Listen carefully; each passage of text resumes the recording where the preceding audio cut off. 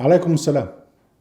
أهلا وسهلا بكم أحبتي في برنامجكم لحظات قرآنية، وهذه هي الحلقة رقم 814، وعنوانه الحساب الفلكي هو الأصل في تحديد الشهور العربية القمرية. أثبت تاريخيا معرفة البشر بالتقويم الشمسي والقمري قبل نزول القرآن بقرون. عرف ذلك المصريون القدماء، وعرفت حضارة الرافدين في العراق، بل وثبت أن الحساب الفلكي عرفته حضارات في أقصى الشرق في الصين، وفي أقصى الغرب في حضارة المايا المنقرضة في أمريكا قبل أن يكتشفها الأوروبيون. وأقام الرومان التقويم الميلادي الشمسي وفرضوه على مصر المصريين، وحتى الآن هناك تقويم فرعوني اللي هو التقويم القبطي. ثم بعد الهجرة الأخ عمر بن الخطاب عمل تقويم القمري، يعني مشى التقويم القمري لكن بدأه بسنة الهجرة، لكن كان في موجود تقويم قمري موجود عند العرب ومعترف به.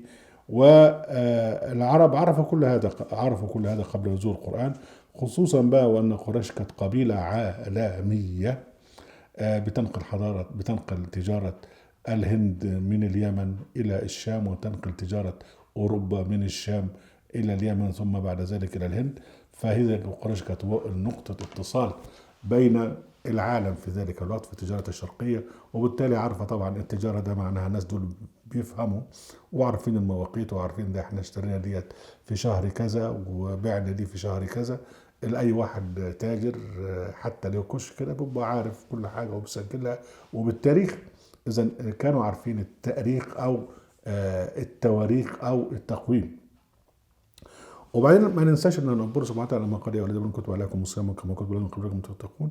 وبعدين بعد كده قال لك شهر رمضان، يعني معنى كده انه الناس دول عارفه الصيام، وعارفه الصيام في شهر رمضان، وعارفه تحديد شهر رمضان واتيه الى اخره. فالقران الكريم نزل في بيئه ثقافيه وفيها مله ابراهيم، ومله ابراهيم فيها الحج. ومعروف ايضا من يعني من خلال الاشهر القمريه، معروف أن هناك 4 أشهر حرم، وفي هذه ال4 أشهر حرم يحج الناس إلى البيت الحرام من كل فج عميق. ده كله برضو أساسه التقويم والتقويم القمري، لأن ربنا سبحانه وتعالى قال إن عدة الشهور عند الله 12 يوم منها 4 حرم. فربنا سبحانه وتعالى يعني حين حدد الأشهر الحرم اللي هي الأشهر التي يجب أن يمتنع الناس فيها عن الظلم، حددها وفقا للتقويم القمري، وهذا كان تشريعا معروفا قبل نزول القرآن. أكتر من كده طبعا لما ربنا ان عدد الشهور عند الله 12 شهرا في كتاب الله وخلق السماوات والارض 4 حرم ذلك الدين القيم فلا تظلموا فيهن انفسكم.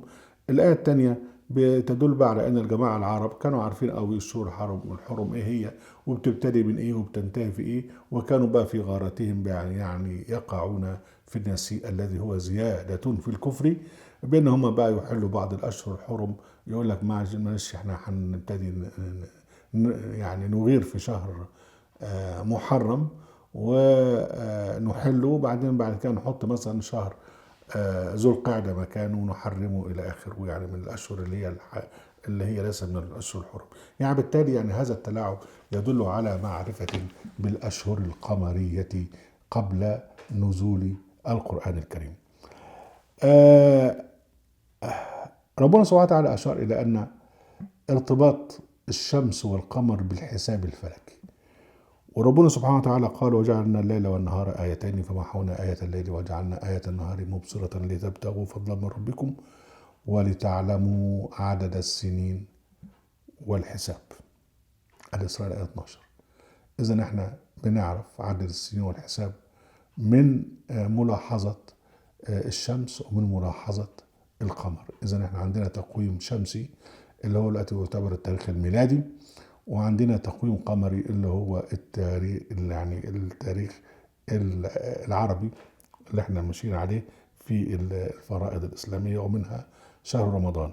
يقول سبحانه وتعالى ولا جعل الشمس ضياء والقمر نورا وقدره منازل، هي منازل القمر يعني لتعلموا عدد السنين والحساب. عدد السنين والحساب ما خلق الله ذلك بالحق وفصلات لقوم يعلمون، الآية 5 من سورة يونس. ويقول سبحانه وتعالى: الشمس والقمر بحسبان، أي بحساب دقيق، في حركة الشمس وفي حركة القمر، يعني في دوران الأرض حول الشمس، وفي دوران القمر حول الأرض، ده كله بحساب. يقول سبحانه وتعالى: فالق الإصباح وجعل الليل سكنا والشمس والقمر حسبانا ذلك تقدير العزيز العليم سبحانه وتعالى. يبقى احنا عندنا موضوع بقى كلمة الحساب وحسبان، ده معناها ان في هنا بقى اشارة الى ان هذا الفلك اللي هو بيدور على اللي يهمنا منه القمر واللي يهمنا منه الشمس، ده كله بحساب دقيق. ويتعدى هذا ايضا الى النجوم. واحنا لا ننسى ان بيئة العرب بيئة صحراوية، والشمس الليل فيها صاف والنجوم فيها متلألئة.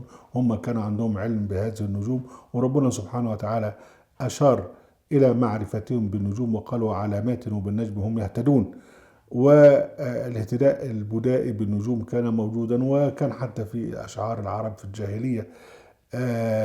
يبقى بالتالي هم يعني لما يكونوا فقط يهتدون بالحساب الشمسي أو الحساب القمري، بل كانت لديهم معرفة بالنجوم، ويقدروا بقى يقول لك والله النجم كذا بيظهر قبل الفجر بشوية إلى آخره. وده موجود حتى في التراث عند المصريين حتى الموجودين حتى الآن. ربنا سبحانه وتعالى لما يقول: يسألونك عن الأهلة قل هي مواقيت للناس والحج. الأهلة اللي هي جمع هلال، اللي هو هلال القمر، متى يهل القمر. وربنا سبحانه وتعالى لما سئل النبي على هذا وانتظر نزول الوحي، جاءته الإجابة بما هو معروف: يسألونك عن الأهلة وقل هي مواقيت للناس والحج. يعني هي مواقيت الناس تعرف بها مواقيت أوائل الشهور العربية، وهي أيضا مواقيت للناس لبداية الأشهر الحرم التي تؤدى من خلالها فريضة الحج بضعة أيام. وفي طبعا اختلاف بين التقويم الشمسي والتقويم القمري. أشار الله جل وعلا إليه إشارة لطيفة بقوله سبحانه وتعالى عن نوم أهل الكهف في كهفهم، قال: ولبثوا في كهفهم 300 سنين وازدادوا 9. يعني 300 سنة بالتقويم الميلادي الشمسي يساوي 309 بالتقويم القمري. وحتى الحساب بيصل بقى إلى موضوع أن وقته النجوم يعني تختفي شيئا فشيئا. يقول سبحانه وتعالى: سبح بحمد ربك حين تقوم ومن الليل فسبحه وإدبار النجوم، وسبح بحمد ربك قبل طلوع الشمس وقبل غروبها ومن آناء الليل فسبح وأطراف النهار لعلك ترضى. و حتى التعبير القرآني عن وقت يقظات الإنسان في نهار جاء مثقلا بثقافة الحساب الفلكي. يقول سبحانه وتعالى: أقم الصلاة لدلوك الشمس إلى غسق الليل وقرآن الفجر وأقم الصلاة طرفي النهار وزلفا من الليل. فأقم الصلاة، إقامة الصلاة قلنا إن هو المحافظة عليها بعدم الوقوع في الفحشاء. يعني معنى كده إنها من أول ما تقوم إلى غاية لما تنام مفروض عليك أن تراعي هذا. بالتالي بقى احنا هنا عندنا ان الحساب الفلكي هو الاساس في تحديد شهر رمضان. في واحد يقول لك والله طب ما هو ده احنا ايه اللي عرفنا شهر رمضان؟ ما هو ده احنا ممكن الناس ادق واحسن ان هم يعني يصوموا وفقا للشهور الميلادية. يعني نصوم في أغسطس، هو قال لك رمضان ده من رمضاء، ورمضاء يعني وقت الحر، إذا المفروض إن الصيام في الحر، ويبقى بالكلام ده يبقى احنا معروف يعني بدل ما نقعد بقى نقول صوموا لرؤيتي وافطروا لرؤيتي. طبعا حديث الكذب ده هنتعرض له فيما بعد. لكن هل ده كلام صحيح؟ يعني هنقول لك ان احنا نصوم في الشهور الميلادية؟ طبعا ده كلام غلط يعني. لكن احنا هنفترض حاجة، يعني نفترض ان احنا بسبب بقى ان صوموا لرؤيته واختلاف في الرؤية والكلام ده، ان ممكن يكون فيه بقى ان رمضان اللي احنا بنصومه هوش رمضان.